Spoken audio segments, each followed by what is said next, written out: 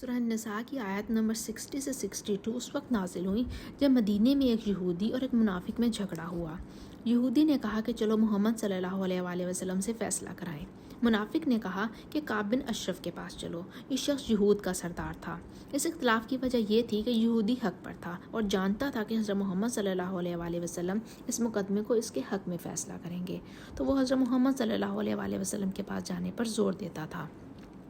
منافق جو ظاہر میں مسلمان اور باطن میں کافر تھا، آپ صلی اللہ علیہ وآلہ وسلم کے پاس جانا نہیں چاہتا تھا۔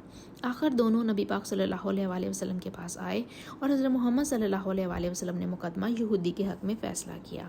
جب باہر نکلے تو منافق نے کہا کہ حضرت عمر رضی اللہ تعالیٰ عنہ کے پاس چلو، جو وہ فیصلہ کریں گے وہ مجھے منظور ہوگا۔ منافق نے یہ خیال کیا کہ حضرت عمر رضی اللہ تعالیٰ عنہ ظاہری اسلام کے دھوکے میں آ کر میرا پاس کریں گے۔ جب وہاں گئے تو یہودی نے سارا ماجرا بیان کیا اور کہہ دیا کہ ہم نبی پاک صلی اللہ علیہ وآلہ وسلم کی خدمت میں ہو کر آئے ہیں اور انہوں نے میرا حق ثابت کر دیا ہے۔ یہ سن کر حضرت عمر رضی اللہ تعالیٰ عنہ نے منافق کو قتل کر دیا۔ اس کے وارث حضرت محمد صلی اللہ علیہ وآلہ وسلم کے پاس گئے اور خون کا دعویٰ کیا اور قسمیں کھانے لگے کہ ہم عمر رضی اللہ تعالیٰ عنہ کے پاس صرف اس لیے گئے تھے کہ شاید وہ صلح کرا دیں۔ تب یہ آیات نازل ہوئیں، سورہ النساء کی آیت نمبر 60 سے 62 تک۔